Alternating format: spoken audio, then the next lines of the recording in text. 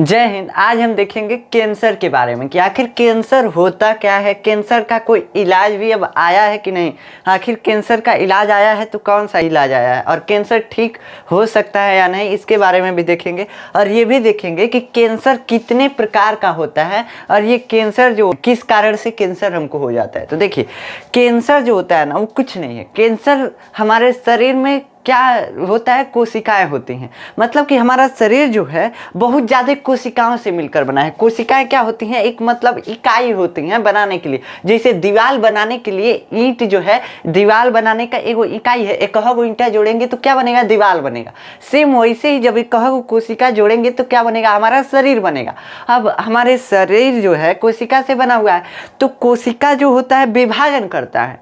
क्या करता है, विभाजन करता है हमारे शरीर में, तभी जो है हमारे अंगों का निर्माण होता है। तो देखिए, कुछ कोशिकाओं का जीवन काल जो होता है निश्चित होता है। जैसे इतने दिन बाद ये कोशिका मर जाएंगे और इतने दिन बाद एक और कोशिका जन्म लेगी। तो मान लीजिए हमारे स्किन का ये कोशिका है ना, त्वचा का कोशिका है ना, तो यहाँ का कोशिका जो है मर जाएगा और फिर दूसरा कोशिका जब जन्मेगा तो इसका जगह ले लेगा। मतलब मान लीजिए कि कोशिका का समूह है हमारा स्किन, ठीक। अब यहाँ से मान लीजिए ये मर गया, अब ये जो है ये पहले वाला ये डिवीजन करके, ठीक, एक और कोशिका बना देगा।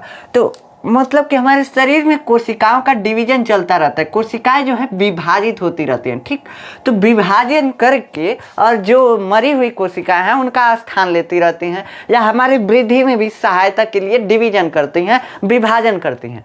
लेकिन इसी डिवीजन को ही हम क्या कहते हैं, कैंसर कहते हैं। तो इसका मतलब हम खुद में एक कैंसर हैं, ऐसा कुछ नहीं। देखिए, कैंसर होता क्या है, जब एबनॉर्मल सेल डिवीजन होने लगता है। एबनॉर्मल का मतलब असामान्य सेल डिवीजन, उसमें सामान्य कोशिकाएं नहीं बनती है। जैसे हमारा कोशिका जो है ना, इसका जो आदेश मिलेगा वही काम करेगा। मिलेगा आदेश कि सांस लो तो सांस लेगा और नहीं तो नहीं लेगा।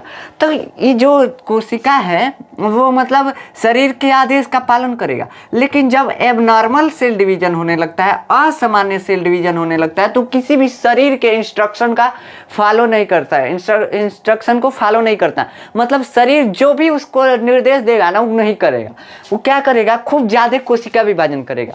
अब कोशिका विभाजन करने से क्या होता है, कैंसर बन जाता है। इसी को क्या बोलते हैं, कैंसर बोलते हैं। जब असामान्य तरीके से हमारे शरीर में कोशिका विभाजित होने लगती हैं तो उसी को क्या बोलते हैं, कैंसर बोलते हैं। सामान्य तरीका तो जो था कि जो मर जाती थी कोशिका, उसके बाद दूसरा कोशिका उसका जगह ले लेती थी डिवीजन करके, तो ये तो सामान्य विधि था। लेकिन जब असामान्य तरीके से, मान लीजिए कि वो कोशिका है तब वही ही डिवीजन करके खूब ढेर कोशिका बनाने लगा, तब इसको क्या बोल देंगे, इसको बोल देंगे कैंसर हो गया इसको, ठीक। तो अब ये कैंसर समझ में आ गया कि कैंसर आखिर होता क्या है। देखिए, कैंसर के अध्ययन को हम क्या बोलते हैं, ऑन्कोलॉजी बोलते हैं, ठीक। जैसे फिजिक्स जो है नेचर के अध्ययन को हम फिजिक्स बोलते हैं, मतलब कि प्रकृति के अध्ययन को हम फिजिक्स बोलते हैं। सेम वैसे ही कैंसर के अध्ययन को ऑन्कोलॉजी बोलते हैं। और देखिए, ये कैंसर जो होता है आखिर डिवीजन किसके कारण होता है, सेल काहे इतना बट रही है, विभाजित हो रही है, काहे बट रही है। देखिए, क्या होता है ना, किसी कारणवश कोशिका जो होता है, कोशिका के अंदर कुछ अंग होते हैं, मतलब कुछ जैसे समान होते हैं, समझ सकते हैं। तो उसमें एक होता है केंद्रक, कई कोशिकांग होते हैं, कोशिका के अंग होते हैं कई, मान लीजिए माइटोकॉन्ड्रिया, गोल्गी, लाइसोसोम, ये सब होते हैं। लेकिन एक बिचवा में होता है केंद्रक। क्या होता है, केंद्रक।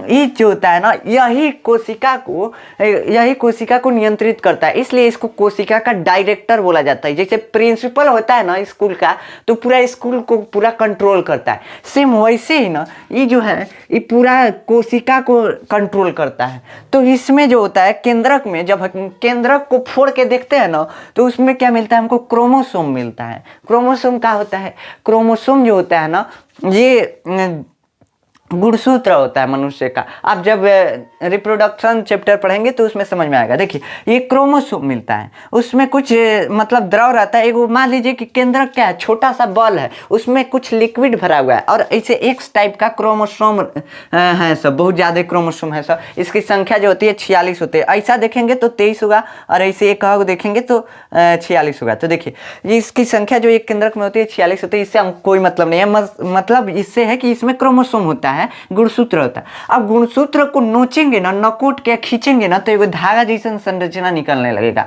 देखिए अगर धागा का एगो रील होता है जो लपेटा हुआ होता है, उसमें से एगो नोच के खींचेंगे तो धागा निकलेगा ना, सेम वैसे ही इसको अगर नोच के खींचेंगे तो धागा जैसे निकलने लगेगा।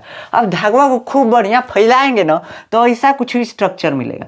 तो स्ट्रक्चर जो है ना, यही डीएनए का स्ट्रक्चर है। क्या है? डीएनए का स्ट्रक्चर है। डीएनए का फुल फॉर्म क्या होता है? डाईऑक्सीराइबोन्यूक्लिक एसिड। ठीक, तो जो डीएनए होता है ये क्या होता है? हमारा जेनेटिक मटेरियल होता है। यही जो है इंफॉर्मेशन को अपने अंदर रखता है कि कोशिका तुमको करना क्या है, तुरंत बताएगा आए सांस ले, सांस ले, सांस लेना है तुमको, तो सांस लेने के लिए भी यही बताएगा। इसमें सब इंफॉर्मेशन रहता है। अब डिवीजन करना होगा तो यही बताएगा कि जल्दी डिवीजन कर, वहाँ कोशिका खत्म हो गया तो ये तुरंत डिवीजन करेगा। तो डीएनए जो होता है लंबा होता है, हम छोटा सा बनाए हैं। अब इसमें कुछ पार्ट कोनो काम के लिए अपना संदेश रखे रहते हैं सब, जैसे मेमोरी कार्ड एगो है ये, तो इसमें क्या होता है कुछ पार्ट कुछ इंफॉर्मेशन रखा होता है, कुछ पार्ट कुछ पार्ट कुछ। तो इसमें एक पार्ट होता है जो डिवीजन के लिए इंफॉर्मेशन रखता है, विभाजन करने के लिए इंफॉर्मेशन रखता है, कोशिका के विभाजन करने के लिए। तो उस पार्ट में जब इन्फेक्शन हो जाता है, मतलब वो पार्ट जब डिफेक्ट हो जाता है, खराब हो जाता है, तभी ये जो होता है कैंसर होता है। वो पार्ट जब डिफेक्ट हो जाता है तो उसी की वजह से कैंसर होता है। जानते हैं जब मतलब खराब हो जाता है ये पार्ट तो ये समझ नहीं पाता है काहे से कि इसको डिवीजन करना है या मरना है। इसी में दोनों सेव रहता है कि डिवीजन कब करना है, कब कोशिका को मार देना है। कोशिका का जीवन काल होता है और इसी के वजह से वो डिसाइड होता है कि कितने साल एगो कोशिका जिएगी, कितने दिन एगो कोशिका जिएगी। अब देखिए यही पार्ट जो है इफेक्ट हो गया इसमें। अब जब इफेक्ट हो जाता है इस पार्ट में तो क्या होता है, तब ये कुछ मतलब सजेशन कोई मतलब निर्णय नहीं ले पाता है, कोई निर्णय नहीं ले पाता है। तो अब बताइए वो तुरंत दे ही नहीं पाएगा कोनो संदेश, तो इसको संदेश देने लगता है जल्दी जल्दी डिवीजन कर, जल्दी जल्दी डिवीजन कर। अब बताइए जब डिवीजन जल्दी जल्दी करने लगते हैं तो इसमें भी डिफेक्टेड जीन था। आप जानते हैं क्या होता है, जीन जो डीएनए होता है ना उसका फोटोकॉपी कर करके और कोशिका विभाजन होता है। नहीं तो उसमें डीएनए जो वही नहीं करेगा। जब विभाजन मान लीजिए एगो कोशिका इसका विभाजन हुआ तो दूसरा दूगो कोशिका बना, तो दोनों में डीएनए रहना चाहिए ना, कैसे कि इसी में इंफॉर्मेशन सेव है कि आखिर तुमको करना क्या है, तुमको सांस लेना है कि नहीं लेना है। इसमें नहीं गया तो सांस ही नहीं लेगा, जब सांस नहीं लेगा तो मर जाएगा। तो अब बताइए डीएनए जो है दोनों में जाना चाहिए। अब इसमें ये जो था डिफेक्टेड डीएनए था, मतलब कि ये क्या हुआ था, मतलब खराब हो गया था इतना पार्ट। अब इससे जो डिवीजन होगा वो भी डिफेक्टेड होगा, तो मतलब वो कोशिका जो है वो भी वैसे ही करने लगेगी, बार बार डिवीजन करने लगेगी। तो इसी की वजह से कैंसर होता है।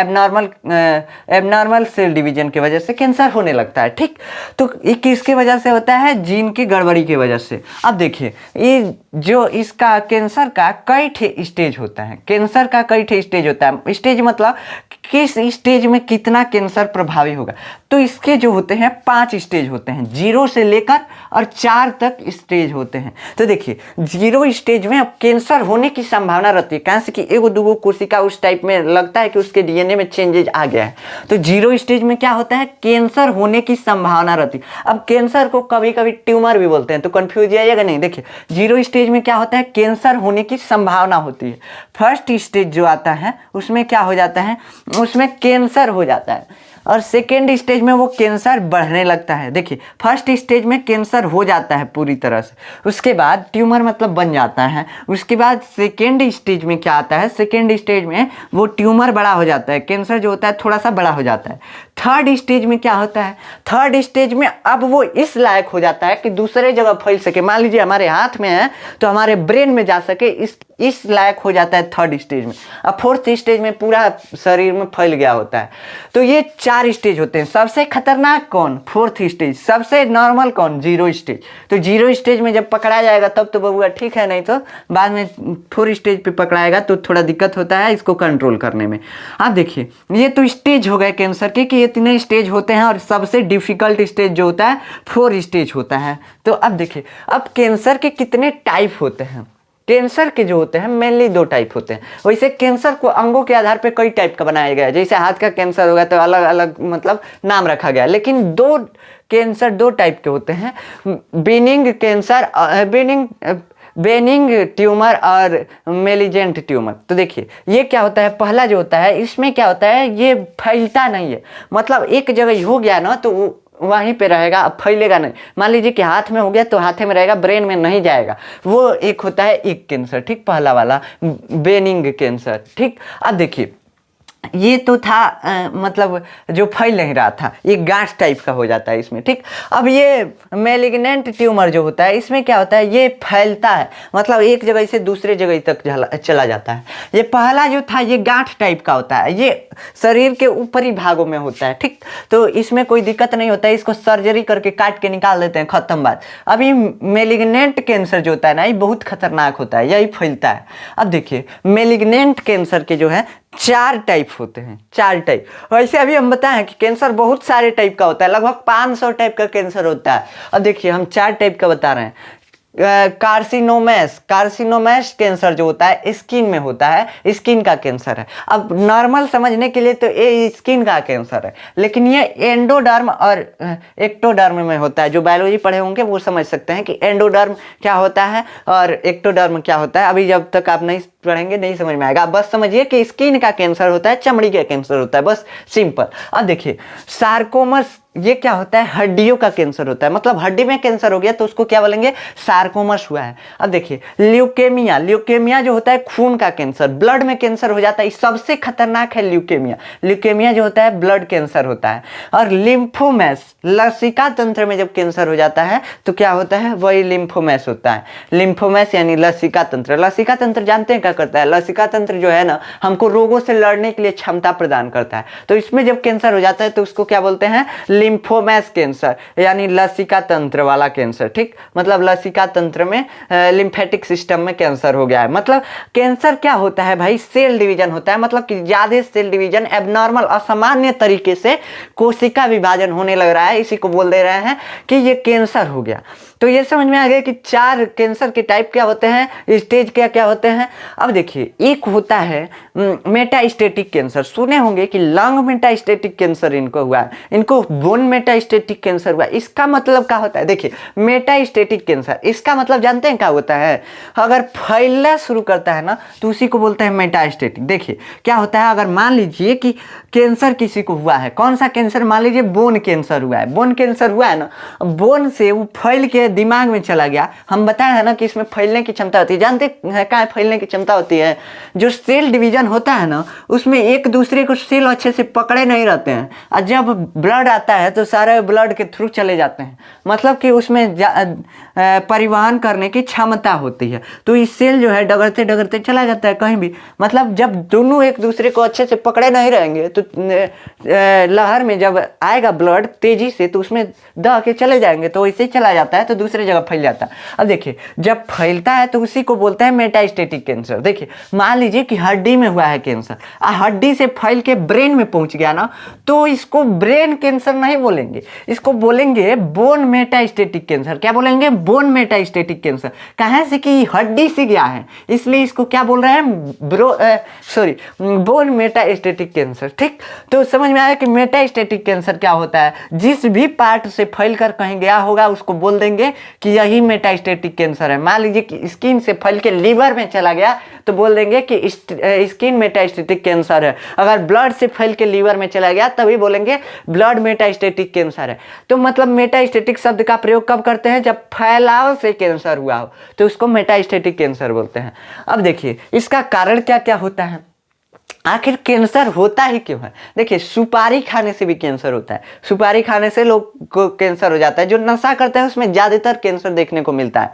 उसके बाद तंबाकू जो होता है उसको खाने से कैंसर होता है, धूम्रपान करने से कैंसर होता है, मतलब सिगरेट बीड़ी उड़ी। उसके बाद शराब पीने से भी कैंसर होता है, वायरस से भी कैंसर होता है, जैसे hepatitis B and C virus सुने होंगे ना, इससे भी कैंसर होता है। ये क्या करता है, हमारे शरीर में ना इन्फेक्शन पैदा कर देता है, जिससे क्या होता है कैंसर होने लगता है। अब एक्सरे कराने से कैंसर होता है, हम आपको एक्सरे पढ़ाए थे ना उसमें बताए थे कि एक्सरे से कैंसर का खतरा रहता है। देखिए एक्सरे से कैंसर होता नहीं है, जानते हैं क्या होता है, अगर ज़्यादातर मतलब बहुत ज़्यादा एक्सरे हो जाएगा, बहुत ज़्यादा मात्रा में एक्सरे अगर आपके शरीर पे छोड़ दिया जाएगा तो आपको कैंसर हो जाएगा। लेकिन एक्सरे कराने में जो टेक्नीशियन होता है वो उतना ही एक्सरे छोड़ेगा जितना कि आपको आपके शरीर को नुकसान न पहुँचाए। ऐसा नहीं नहीं है कि वो इतना छोड़ दे कि आपको कैंसर हो जाए। तो एक्सरे से कैंसर बहुत कम होता है। इसको मतलब ऐसा नहीं है कि आप एक्सरे नहीं कराइएगा, एक्सरे कराने से कैंसर नहीं होता है, मतलब बहुत कम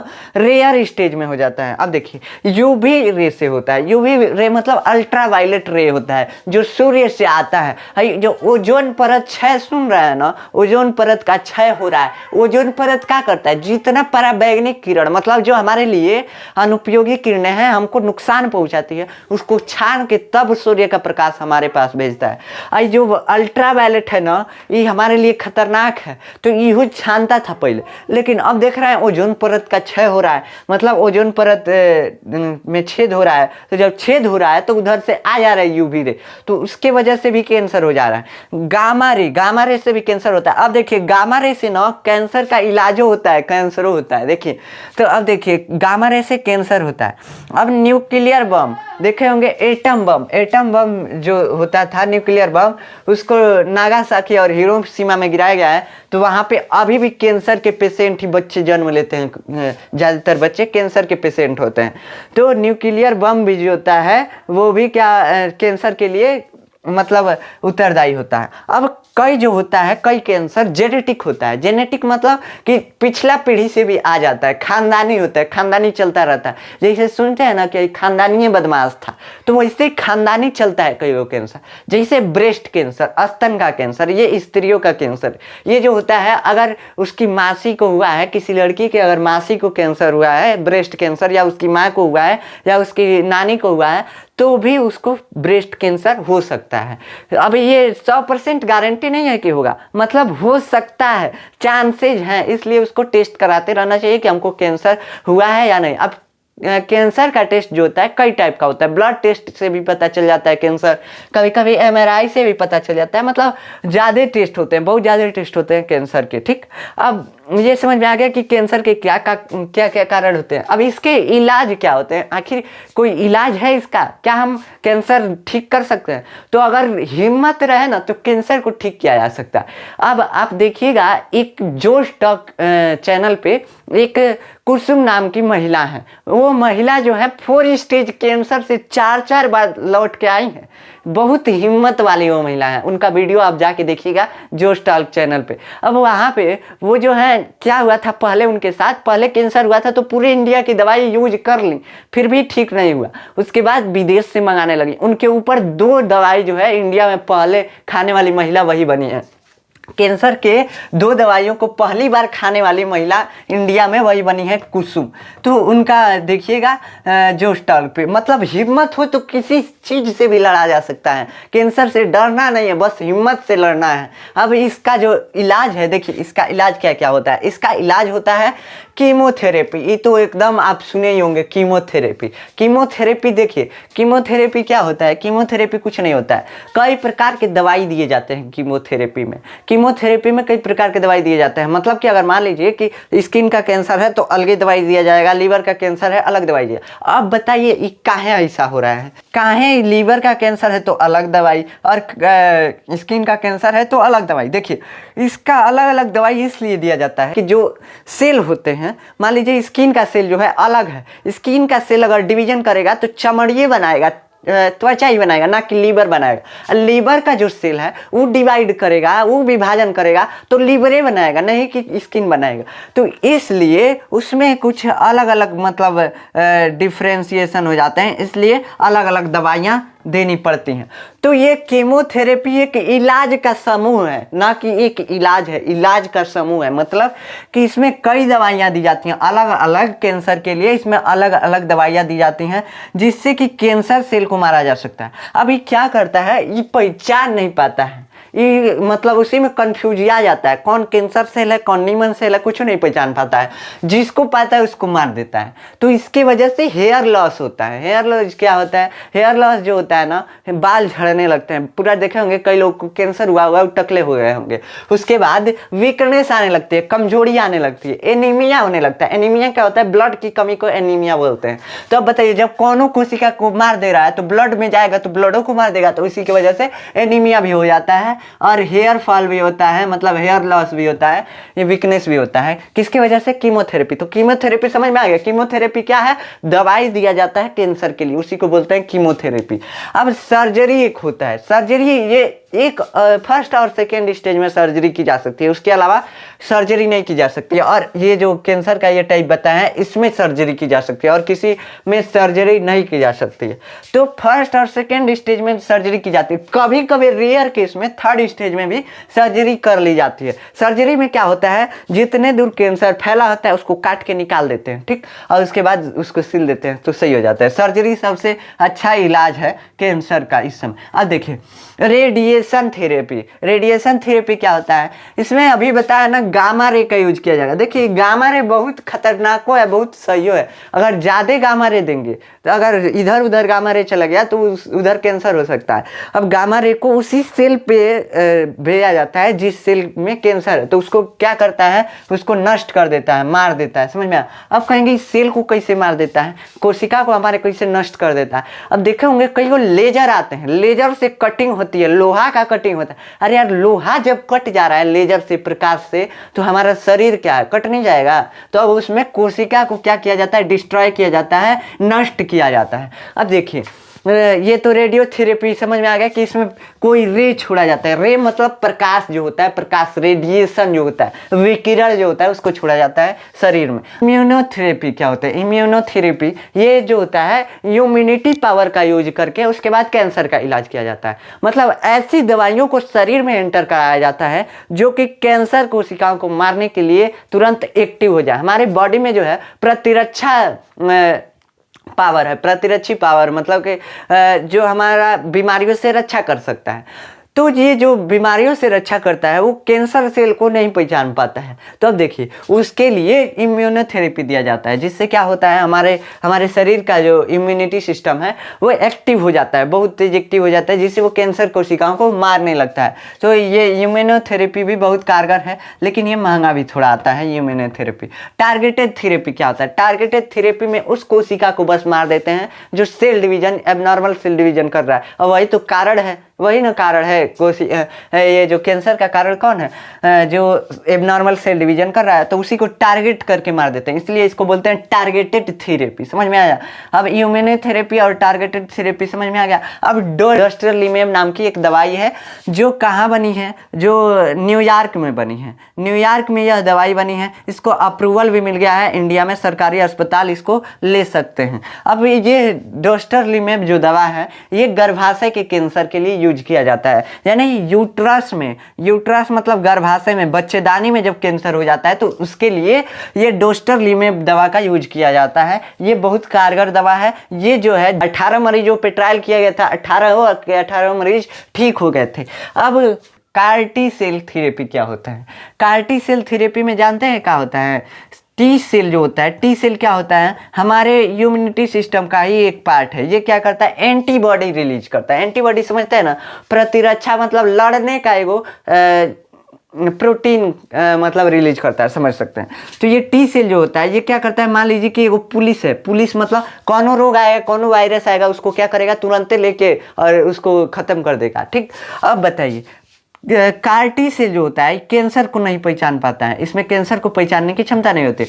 इसमें डॉक्टर क्या करते हैं, टी सेल को निकाल लेते हैं और उसके बाद उसमें कुछ चेंजेज कर देते हैं। क्या चेंज करते हैं, उसके जीन में कुछ बदलाव कर देते हैं, टी सेल के जीन में कुछ बदलाव कर देते हैं। जीन क्या होता है, जो डीएनए था ना, डीएनए में बस समझिए कि डीएनए में कुछ बदलाव कर देते हैं और डीएनए में बदलाव करके फिर से शरीर में एंटर करा देते हैं। अब उस कैंसर कोशिका को पहचानने लगता है और ढूंढ ढूंढ के मारने लगता है। तो ये टी सेल थेरेपी होता है। टी सेल थेरेपी में क्या होता है, उसी के टी सेल को निकाल दिया जाता है, टी कोशिकाओं को निकाल दिया जाता है और उसमें कुछ चेंजेज करके को फिर से शरीर में एंटर करा दिया जाता है, जिससे वो ठीक हो जाता है। कहाँ से कि कैंसर कोशिकाओं को मारने लगता है, पकड़ पकड़ के ढूंढने लगता है। अब देखिए स्टेम सेल ट्रांसप्लांट क्या होता है, स्टेम सेल होता क्या है। देखिए हमारे शरीर में दो तरह की कोशिकाएं पाई जाती हैं। एक तो जो विभाजन करेगी, बस विभाजन करके कोशिका बनाएगी, एक जो होगी बस काम करेगी। जैसे हमारा ब्लड का रेड ब्लड सेल जो है, रेड ब्लड सेल मतलब समझते हैं ना, लाल रक्त कणिकाएं जो हमारे शरीर में ऑक्सीजन को ले जाता है, कार्बन डाइऑक्साइड को लाता है, ढकेल ढकेल के ले जाता है, ले आता है।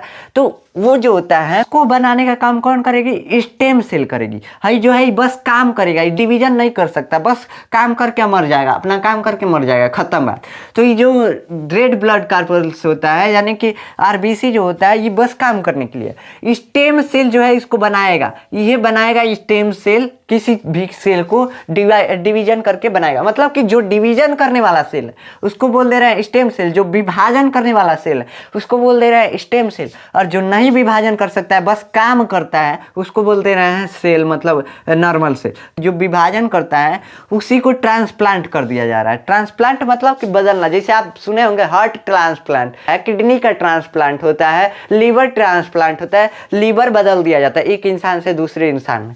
तो वैसे ही ये स्टेम सेल ट्रांसप्लांट है, इसमें भी एक इंसान से दूसरे इंसान में स्टेम सेल लगा दिया जाता है। स्टेम सेल क्या होती है? बस जो डिवीजन करती है कोशिका उसी को स्टेम सेल बोलते हैं। अब जब कैंसर हुआ रहता है तो उन सारी कोशिकाओं को मार देते हैं जो डिवीजन कर रही थी। अब बताइए, जब डिवीजन करने वाले को मार देंगे तो खत्म बात। लेकिन अब एगो दिक्कत और ही आ जाता है कि जो कोशिका का काम था वो कौन करेगा? काहे से कि मान लीजिए कि ब्लड की उस कोशिका को मार दिए जो WBC बना रही थी। जानते हैं ब्लड कैंसर में ना WBC की संख्या बढ़ने लगती है। WBC क्या होता है? व्हाइट ब्लड कार्पल्स जो होता है, ब्लड कैंसर है उसमें WBC बढ़ने लगता है, यानी व्हाइट ब्लड कार्पल सेल्स बढ़ने लगता है। तो इसी की वजह से ब्लड कैंसर होता है। अब मान लीजिए कि ब्लड कैंसर हुआ है, उसमें हम उस कोशिका को मार दिए जो व्हाइट ब्लड कार्पल सेल्स बना रही थी। अब जब व्हाइट ब्लड कार्पल सेल्स बना रही थी उसी को मार दिए तो अब व्हाइट ब्लड कार्पल सेल्स बनेगा नहीं।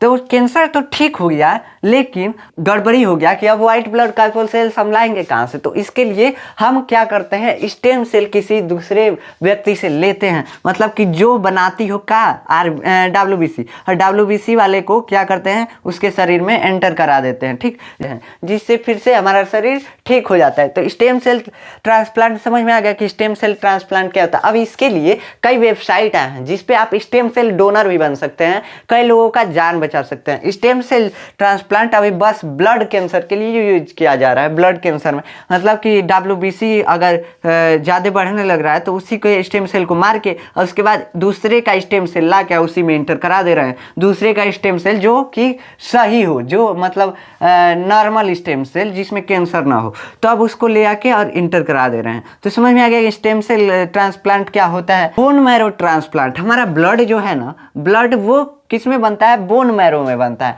बोन मैरो क्या होता है? हड्डी होता है। हड्डी में अंदर बीच में क्या होता है? कुछ जालीदार संरचना पाई जाती है, कुछ लाल लाल जालीदार संरचना पाई जाती है। उसी में स्टेम सेल बनता है और स्टेम सेल से क्या बनता है? ब्लड सेल बनता है।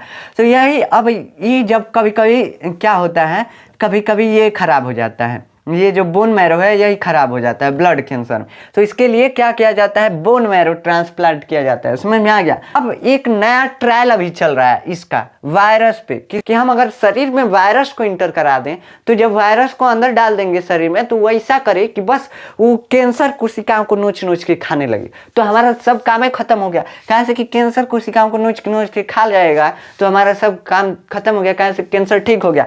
तो एक है ओनिक्स O15 वायरस, इस पे अभी रिसर्च चल रहा है। इसके जीन में ऐसा बदलाव किया जा रहा है, जीन मतलब DNA, मान लीजिए DNA में ऐसा बदलाव किया जा रहा है कि ये जो है ये बस उसी सेल को खाए जो कैंसरस है। इसमें P53 जीन होता है। नॉर्मल सेल होती है उसमें P53 जीन होता है। जीन क्या होता है? DNA का एगो पार्टवा जो था ना, एगो पार्टवा, उसी को जीन बोल रहे हैं। तो समझ में आया? तो अब जो P53 जीन जो होता है नॉर्मल सेल में एक्टिव होता है लेकिन कैंसर सेल में अनएक्टिव हो जाता है। तो ऐसे सेल को टारगेट करेगा, ऐसे कोशिका को टारगेट करेगा जिसमें P53 जीन जो है क्या है? अनएक्टिव है। अब जब अनएक्टिव है तुरंत मार देगा। लेकिन ये तो बन गया है, ट्रायल भी कुछ सही हुआ है, लेकिन जानते हैं क्या है इसमें एगो गड़बड़ी है। ये जो ओनिक्स O15 वायरस है ये ज़्यादा डिवीजन नहीं कर पा रहा है, अपना संख्या ही नहीं बढ़ा पा रहा है। काहे से कि इसके जीन में कुछ चेंजेज किया गया और जीन जीन चेंज करने से कभी कभी ये प्रॉब्लम आते हैं। तो जीन में चेंजेस से ये प्रॉब्लम आया। अब देखिए अब क्या हुआ है, वैक्सीनिया वायरस पे रिसर्च चल रहा है। ये लगभग अगले 5 सालों में आ सकता है, ये वैक्सीन के रूप में, कैंसर के वैक्सीन के रूप में। ये वैक्सीनिया वायरस क्या होता है, इसी से हमको स्मॉल पॉक्स होता है। स्मॉल पॉक्स मतलब समझते हैं ना, स्मॉल पॉक्स मतलब कि छोटी माता जी जिसको आप बोलते हैं, चेचक बोलते हैं, छोटा चेचक, वही इसी की वजह से होता है, वैक्सीनिया वायरस की वजह से। तो वैक्सीनिया वायरस जो होता है वो भी इसी थ्योरी पे काम कर रहा है कि उसके जीन में कुछ चेंजेज किया जाएगा और ये जो है ये डिवीजन अच्छे से कर ले रहा है। तो इसमें अब इस पे रिसर्च चल रहा है इन सब पे। तो आशा है कि आपको कैंसर के बारे में समझ में आया होगा, इसके इलाज कौन कौन से हैं ये भी समझ में आया होगा, और कैंसर कितने प्रकार के होते हैं ये भी समझ में आया होगा। तो मिलते हैं किसी नेक्स्ट वीडियो में किसी और टॉपिक के साथ, तब तक के लिए जय हिंद।